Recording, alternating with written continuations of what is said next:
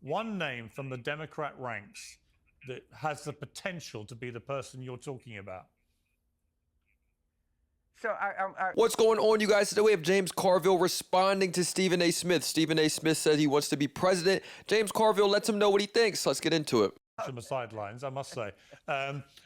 Basically, he's dipped his toes into politics, said he may run as a Democrat. You told him to stop running your effing mouth off about politics, saying he doesn't know his ass from a hole in the ground. And Stephen A. Smith hit back by saying this. But I do have to ask you a question, Mr. James Carville, albeit rhetorically. You do know that you're talking to a voter, right? Could that be one of the reasons why y'all lost? Just a thought. Because you sound like one of those old curmudgeons that want things to stay or be the way that they used to be, and you're resentful, harboring an abundance of animosity because you're not being heard. That's not Stephen A. Smith's fault, sir. That's that damn Democratic Party that I was talking about. Well, I'll let the old curmudgeon have the last word. Okay. Yeah, well, yeah, I guess was I the one that wanted someone different than Biden to run to get a younger person in there? I think so. But look, Stephen A. Smith, I said this in the video. When I first saw him, I said, this guy can't last. I mean, he's just coming in too hot. And he grown people, and he grown me in the sports analysis. He does not know how, he might know something about a lot of things, and anybody can voice an opinion on politics. Actually, a lot of the stuff he did that he and I agreed on, he was not for Biden running either. What he can't do is evaluate talent. That's the problem. He cannot draft. He doesn't know who can hit a baseball and who can't. He doesn't know who can kick a football and who can't. And when he says that there was no talent in the party, so he may have to run himself, man, if you ever got on a track with 5 or 6 or 7 of these Democrats, you would be dizzy. They'd run so many circles around you. Well, you say that. I was trying. Yeah, but hang on. You say that, but I would question that, James, because. And here we have James Carville giving his respect to Stephen A. Smith, saying, you know, look, I appreciate what you do for sports, for ESPN, you know, for the land of commentating. As far as, you know, the difference between you as a politician and as a voter, there's a lot of things. There's a lot of things that you particularly may not be the best at. The reality is, you would have said exactly the same thing. I don't know, actually, you can correct me, but I assume when Donald Trump first said he was going to run against Hillary Clinton, you would have dismissed him in the same way. You know, that's a great thing. You thought Hillary was going, so you can't have an opinion. You thought that's the number one thing we go back to. Well, you thought, I'm not a very good, by the way, I was 26-6 on Tony Conhauser, publicly against the spread, all right?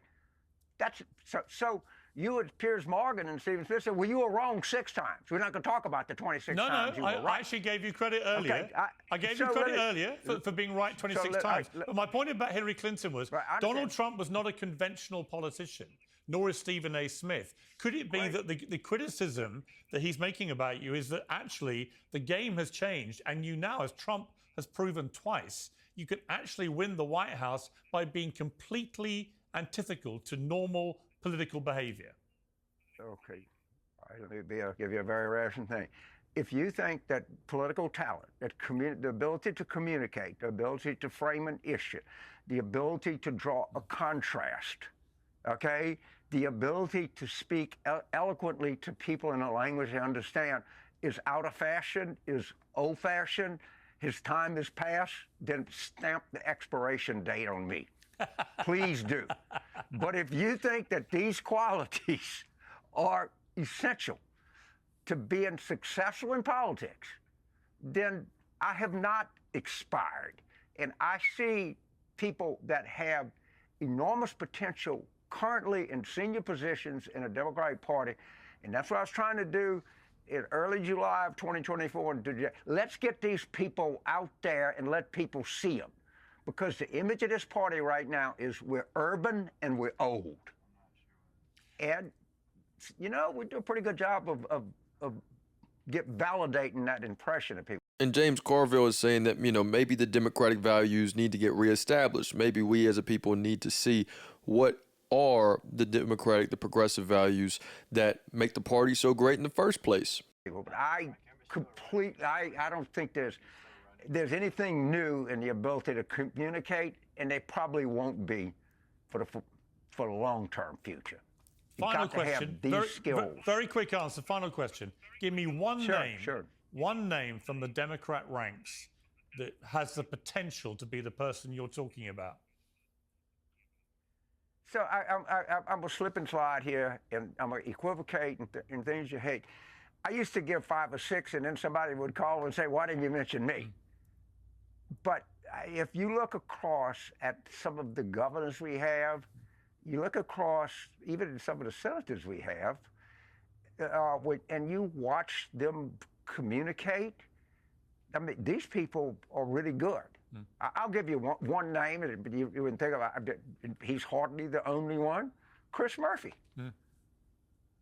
Chris is a stunning communicator, but I can't sit here and tell you that there are not 6 other people that are just as good, but because everybody wants a name, I'll give you one name, but there's a gazillion other. That's why, so Piers, what you should do is say the Democrats need to hold a mini convention in 2026, and then invite these people. I agree. And let us see them. I agree. We can evaluate the talent. They should have done it if they'd done that in August, I think they could well have won the election. I agree with you. I agree with you.